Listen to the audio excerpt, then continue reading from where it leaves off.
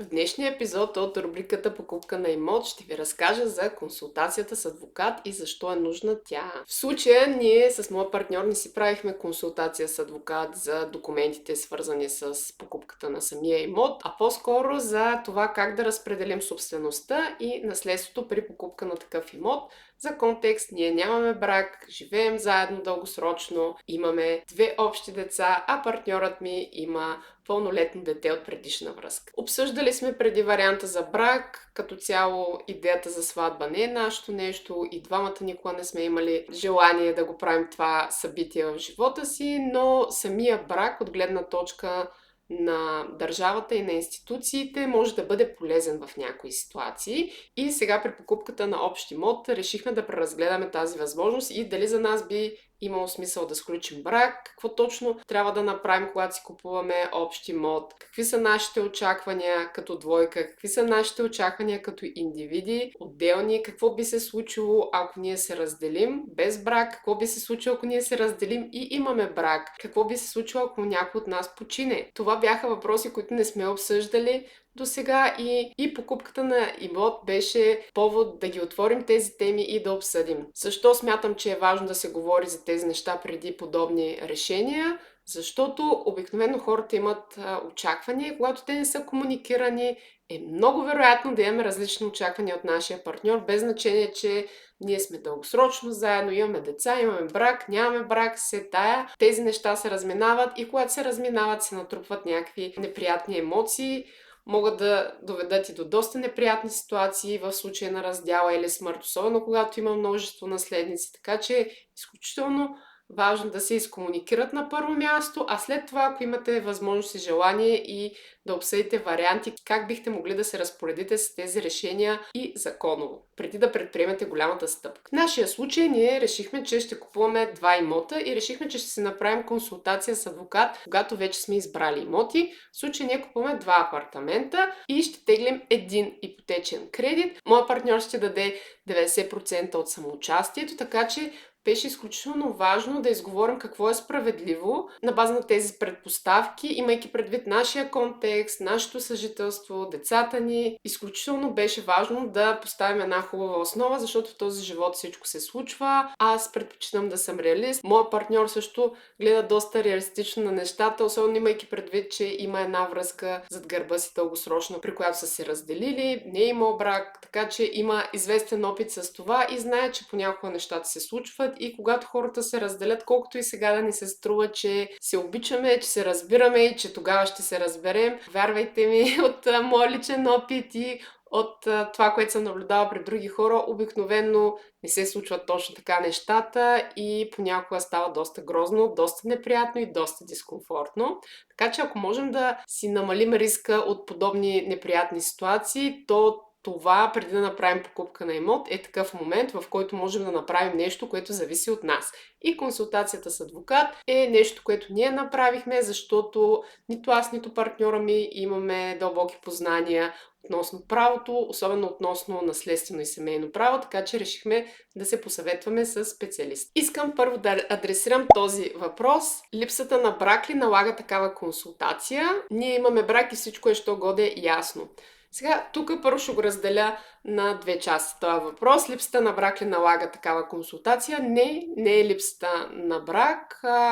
Цялостната ситуация, това, че ние искаме да вземем осъзнато решение, това, че искаме да си намалим риска и искаме наистина да сме запознати с правата и задълженията си. Имаме желание да вземем някакво справедливо решение един спрямо друг и спрямо нашите деца, които са наследници на това, което ние ще придобием и като дълг, и като наследство, защото в крайна сметка аз ще изтегля един кредит и този дълг се унаследява от моите наследници. Ако изтеглим кредита, заедно ще се унаследил от всички наши наследници, включително и сина на моя партньор. Ако имаме брак, то отново дълга ще бъде наследен и от трите деца, така че въпросът беше кой ще тегли кредит, дали ще го теглим заедно, дали ще се тегли индивидуално, да сключим ли брак, да не сключим ли брак, как да запишем имотите, дали да ги пишем и двата 50 на 50 или в някакви други проценти, дали единия да го пишем собственост на единия, а другия на другия, дали някакво друго разпределение да направим. И наистина това бяха някакви неща, които чисто от гледна точка на решението, което трябваше да вземем, аз нямах никаква идея от правилната страна на нещата, нито пък моят партньор. И сега да разгледам втората част от този въпрос. Ние имаме брак и всичко е що годе ясно. Що годе обикновено не значи ясно. Щом има тази думичка, значи може би има някакви неща, които не са изговорени. По принцип, в България, ако имате брак, но имате някаква собственост, която сте придобили преди брака, при развод тази собственост остава за конкретния човек. С други думи, ако вие, примерно, сте жена и сте сключили брак с вашия партньор, който е имал имот от преди това, преди да сключите брак, и вие се нанасяте да живеете в този имот, който е негов, след брака ви, живеете там, да речем, 10-15 години и по някакво стечение на обстоятелствата вие се развеждате и не сте изключвали абсолютно никакви предварителни договорки, то тогава най-вероятно вие ще трябва да се изнесете или ако имате деца, закон обикновено защитава децата при брака, може да разпоредят органите, че вие ще ползвате имота до навършване на 18 годишна възраст на децата ви и след това ще трябва да се изнесете, защото обикновено в такива ситуации наистина закона защитава децата, майката обикновено се назначава като основен настойник на деца, така че това са някакви такива възможни сценарии, които не знам дали сте си ги комуникирали, не знам дали влизат в що годи описанието на този въпрос, но са реални възможности да се развият нещата. Другия вариант е, примерно, както при нас, ако има няколко наследника от предишни връзки, то тогава ако има брак и вие имате някакво имущество и да речем, вие починете, автоматично през това, че вашия партньор има дете, това дете също ще стане ваш наследник. Освен вашите деца и то ще стане наследник, защото вашия партньор ще стане ваш наследник и съответно и неговото дете ще има част от вашето имущество. Това е в случай на смърт. Така че това са някакви такива сценарии, които когато човек наистина иска да вземе информирано и осъзнато решение, е хубаво да си представи какво би се случило.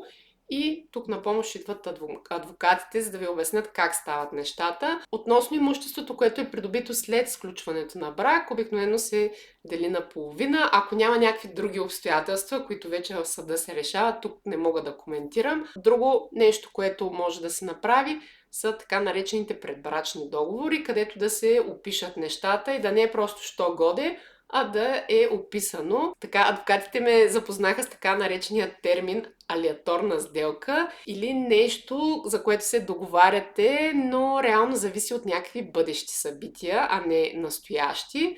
И предбрачният договор е нещо такова.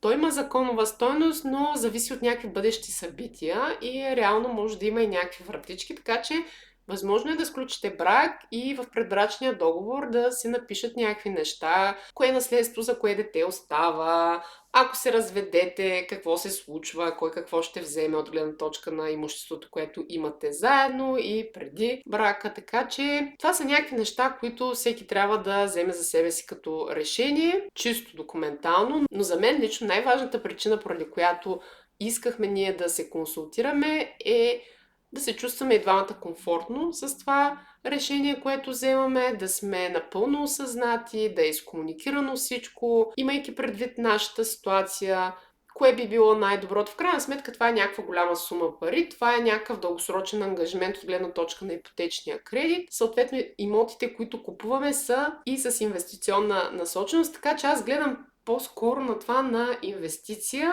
и като такава аз искам да оценя абсолютно всички рискове и това какво аз съм се разбрала с моя партньор и той с мене и какво той очаква и аз очаквам е някакъв вид риск.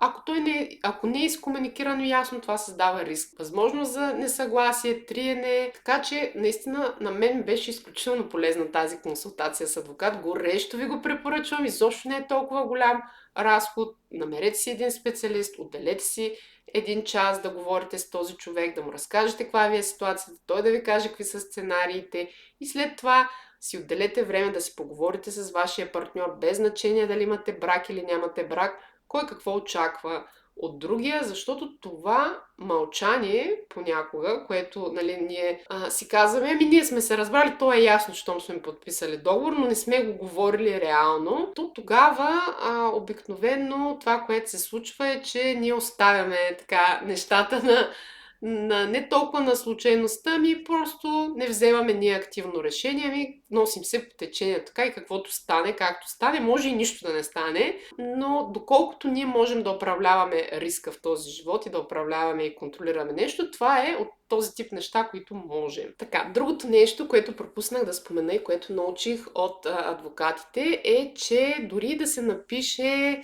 някакво завещание, което разпределя наследството между децата ви, когато имате няколко деца, когато има деца от различни връзки. Това, което аз не знаех е, че всяко едно дете има запазена част от дела от даден имот. С други думи, то има право да заяви пред съда тази своя запазена част и да обжалва вашето наследство, което е нотариално заверено, така че дори да сте написали нещо, то не е гаранция, че няма да има спорове, когато има много наследници, което примерно е нещо, което аз много исках да избегна.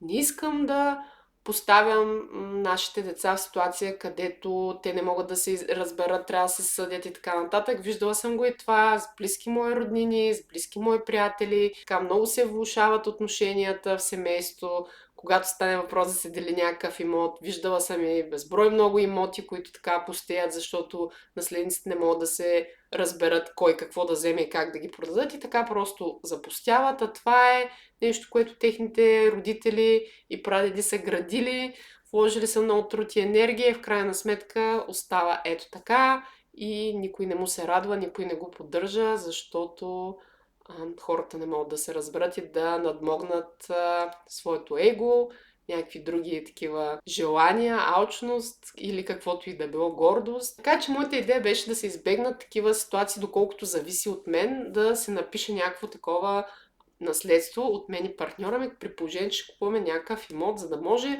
един ден нашите деца да не стигат до такъв момент, където да трябва да делят те нещо и да влизат в конфликт, а да могат лесно да се разпоредят и всеки да вземе някакъв дял, без да остава някакво имущество, без да се използва. Но в крайна сметка се оказа, че дори и нещо написано няма 100% тежест пред съда, защото, както казах, има такава запазена част, за което аз не знаех и всеки има право да обжалва, така че това важи и за нас като възрастни. Аз също не съм го знаела, че дори някой да е разпоредил нещо, аз имам право да отида и да предявя някакъв иск към някаква част, някаква собственост, която по някаква линия е на мой роднина. Другото нещо беше относно кредита, как да постъпим, дали да го теглим заедно, дали моят партньор да е съдлъжник. В крайна сметка решихме, че аз ще го тегля. В началото бяхме решили, че ще сме съдлъжници, в последствие решихме, че няма нужда. Имайки преди, че моят доход е напълно достатъчен да изтегля съответната сума, нямаше нужда от друго покритие.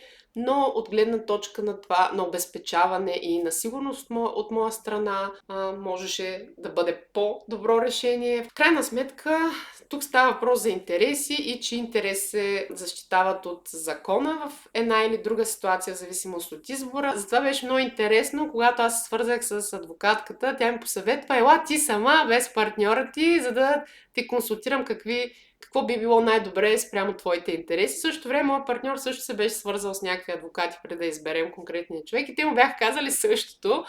И той отново им отговори това, което и аз говорих на адвокатата, че ние искаме да отидем заедно и че не искаме да ни защитава някой спрямо другия, а по-скоро да ни информира какви са възможности ние сами да вземем решение, защото това е нещо, което ние искаме да решим заедно и не сме стигнали до момент, където делим нещо, а по-скоро дискутираме. Крайна сметка, предполагам, че ви е любопитно какво сме решили. Както казах, 2 имота ще вземем, 2 апартамента, един е малко по-голям от другия. Кредита се тегли за по-големия апартамент, съответно решихме, че аз ще тегля ипотечния кредит, имайки предвид дохода ми, имайки предвид ситуацията, имайки предвид, че моят партньор ще даде по-голямото самоучастие. Решихме, че единият апартамент ще е изцяло на мое име, а другия по-малкия ще е изцяло на името на моя партньор. Решихме, че за момента няма да сключваме брак, но е напълно възможно в следващите месеци да сключим брак от гледна точка на други преимущества, които дават този така наречен договор. честно казано, нямам някаква много голяма емоционална обвързаност с такъв тип договор. По-скоро го гледам като някаква сделка пред държавата за някакви неща, които могат да се ползват. Едно от тези неща е правата, които имаш, когато партньорът ти почине. Тогава имаш права на наследство, имаш право на вдовишка пенсия, имаш право на различни помощи, свързани с децата ти. Децата до някаква степен са обезпечени от държавата, въпреки че тези суми, нали, не са много големи, са някаква помощ. Има и някакви други законови права, които ти дава брака при някакви извънредни ситуации, така че може да е нещо полезно. Обмисляме го, но преценихме, че в момента, имайки предвид сделките за имотите, не е нещо, което ни е спешно да направим и не искаме да го правим преди това, но е напълно възможно да го направим скоро. При брак това, което се случва е, че моя апартамент, така наречен, който е на мое име, ще бъде разпределен вече между партньора ми и нашите деца, ако има настъпило събитие като смърт, и съответно от негова страна по същия начин, а при раздяла всеки ще си вземе апартамента. Мисля, че е сравнително справедливо. Имаме и някакви неща, които са чисто на устна договорка, не е всичко някаква сделка, не е всичко разписано. Решихме, че за сега няма да правим някакъв конкретен договор. Договора е самото заявяване в момента, че единият от нас ще бъде записан като собственик на единия нотариален акт, а другия на другия, така че правим нещо заедно, но мислим и за бъдещето, защото, както казах, гледаме на тези имоти като инвестиция и съответно се опитваме да менажираме риска доколкото е възможно. Надявам се, че съм успяла да отговоря на въпроса. Надявам се, че съм успяла и да провокирам някакъв повод за размисъл, защото знам колко е трудно да се говори на такива теми с партньора. Немалко хора от вас ми писаха за така интересни ситуации, в които нямат брак, живеят с партньора си от доста време, така 5, 6, 7, 8, 10 години повече. Имат деца от различни връзки или пък нямат деца, но пък имота е на партньора им. Те се чувстват, че ако нещо стане, ще останат буквално на улицата, което е реална възможност, ако имат нисък приход, както в някои ситуации. Така че това са неща, които много от нас си мислят, но малко от нас заявяват пред партньора си. И за мен лично е изключително важно на първо място да сме честни със себе си и да си признаем, че ги мислим тези неща и как ни се отразяват, какъв стрес ние живеем, докато си го мислим цялото това нещо, какво ще стане. И сега някой ще каже, нали, ти си много черногледан, но аз съм сигурна, че ти, който ме слушаш там, поне веднъж си мислила за някакви такива сценарии. Дали е било, когато сте се скарали с партньора ти или в някаква друга ситуация, или с някакъв предишен партньор. Просто това са напълно нормални неща да си ги мислим. И е напълно нормално, ако ние сме в една връзка, която има доверие, да отворим темата и да разговаряме с партньора си. Нормално е и той в началото не може да реагира адекватно, защото в крайна сметка разговорите за пари предизвикват стрес. Това е една така доста голяма тема, но ако искаме да имаме така сравнително хармонична, дългосрочна връзка, е много важно да изградим това доверие и тази комуникация. И темата за парите е една от основните, както неведнъж съм казвала, тя е една от основните теми, поради които хората се разделят и развеждат, неразбирателства в финансов аспект. Намерете си начина как да подходите и да отворите темата и имайте предвид, че не говорейки за това, цената, която вие плащате, е първо, че изживявате постоянно този стрес за хипотетичните сценарии, които могат да се случат, и второ, поемате риск в дългосрочен план някои от тези сценарии наистина да се изпълни и вие да сте в много неизгодна ситуация. Благодаря ви, че бяхте с мен до края на това видео. Ако имате въпроси и коментари, може да ги оставите отдолу. Ще съм ви благодарна, ако лайкнете, споделите това видео и сабскрайбнете за канала. Така ми помагате да продължавам да създавам съдържание и да достигам до повече хора.